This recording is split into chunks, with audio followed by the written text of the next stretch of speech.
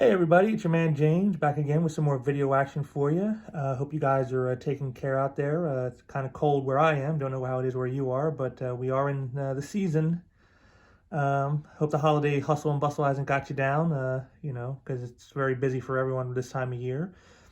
Thought today I'd hit you up with some more comic review action. So we're going to do this little review here of this book, Unprepped from Antarctic Press by Chuck Dixon, Terry Beatty, and Marlin Shoop.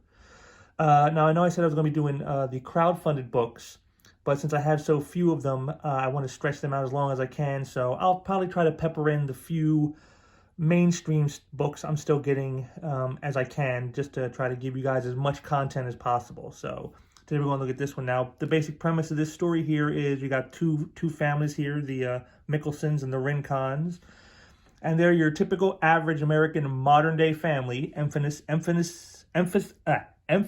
on modern. And what they're doing is what happens is when an electromagnetic pulse destroys all technology, and now they have to deal with the fact that everything that they've come to rely on in the modern world no longer works, and they are, as the title suggests, unprepped, unprepared. So let's get right on in on it. And the book here, we start out with someone talking about tales of what will happen when the fateful events of the end times come. And we meet our first character here, Big Jake, who is the prepper. He's a neighbor of our titular characters here. You can see here, but they don't take him very seriously here. You know, I get it, Jake. Boom. We all go boom. You really believe that crap, Jake? You know, and so no one seems to take Jake's prep advice very seriously.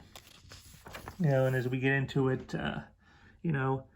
Big Jake is all alone up in the eagle's nest, and when Yellowstone blows all the way up to the stratosphere, you'll all be up shit creek. So, he's totally down with the prep thing. He totally believes it, where everyone else is just kind of like they said, they don't seem to hold very, very high regard for Jake. You think that's true? His wife caught him cheating. I find it hard to believe one woman ever touched him, let alone two, you see. And, he's off the deep end with this disaster stuff. So, no one takes it seriously. So, except, of course, old Jake. So, the time goes on, the usual suburban life, little laughs at Jake's expense. We get to kind of know how their daily routines go about. The kids are all focused on technology and, their phones and stuff like that. The adults are as well. And then comes our event here, the solar flare that creates an electromagnetic pulse, and then boom, everything goes, all the technology. Is it a blackout? The whole street out? It's hard to tell in the daytime, and as they start to realize, as they're watching more and more, they see more and more things, and then, well, I think that would definitely give you a clue when you see a plane falling out of the sky. Not usually what we have here, the apocalypse, and it only gets worse from there. So, and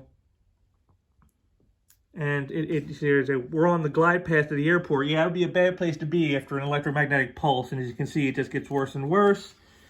The Rincons come to the rescue for the Mickelsons. They jump in. It's like, Victor, how did you? The bus is pre-70s, Dean. No electronics, no onboard computer. So only technology, say from like 50 years ago or older, is going to actually work in this time. And so, they're talking about what happened. They're trying to figure it out. They're trying to come up with a plan. What should we do? Our hero here, Dean, says, doesn't matter, head for the Fresh Mart. And it's like, good idea, Dean. Except everyone else had it too. We can see it's how the society is just starting to break down already. Here comes a cop. He wants to commandeer the vehicle, and so they just take off, and he actually shoots at them. Dean, he was shooting at us. I'm a pharmacist. And so they reach the end of the line here, and they're like, it's like, what are we going to do? We need a plan, and City Hall, they'll have emergency supplies. There's disaster relief.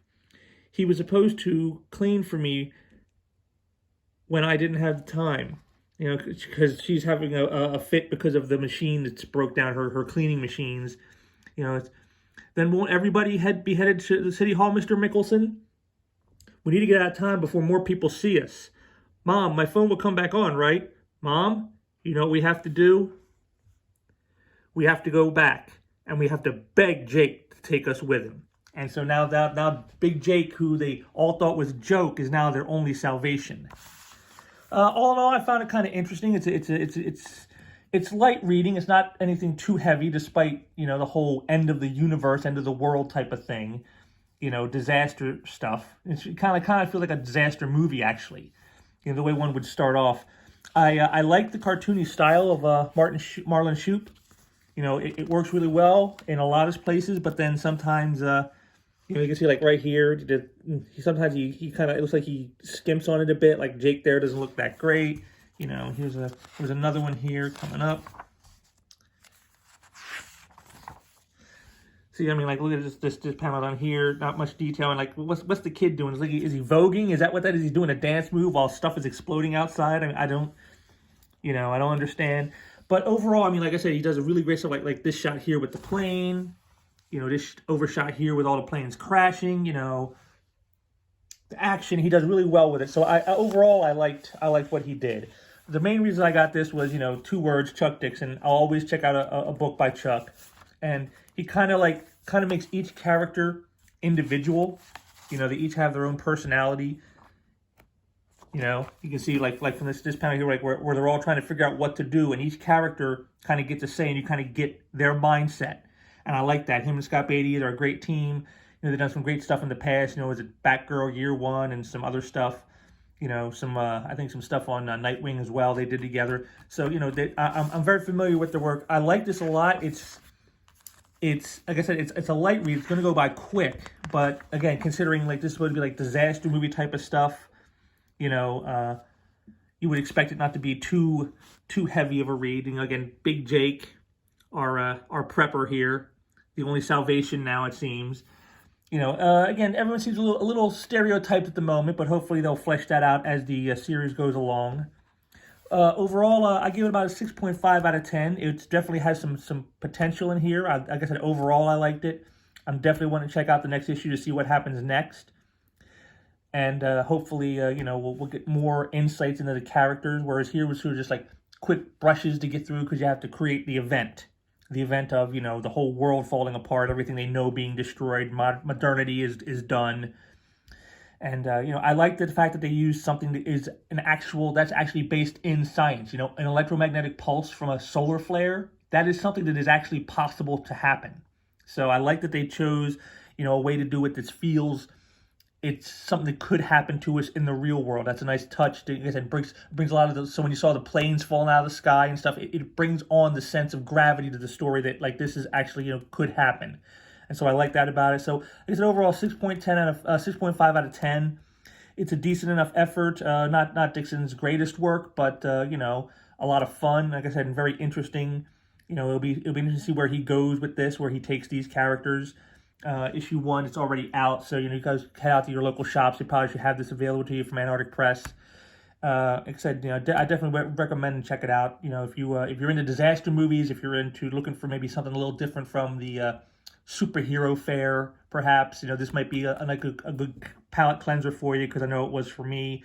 And like I said, I'll definitely be checking out issue 2, because like I said, it seems like it's going to be a fun ride. And knowing how Dixon operates, I can imagine it's going to be a lot of fun too. So I want to thank you guys for joining me today. I hope you checked out enjoyed this review. If you did, give me a like down there and throw down some comments if you got something to say. You know, what are your thoughts? Have you read the book? What did you think, or what did you think of the art? What do you think of the whole overall premise of an end of the world scenario? Just whatever you got to say, hit me up down there, and also hit the links I got down there below as well. Check out more stuff. And hopefully I'll be back soon with another review for you guys sooner than later. And until next time, take care.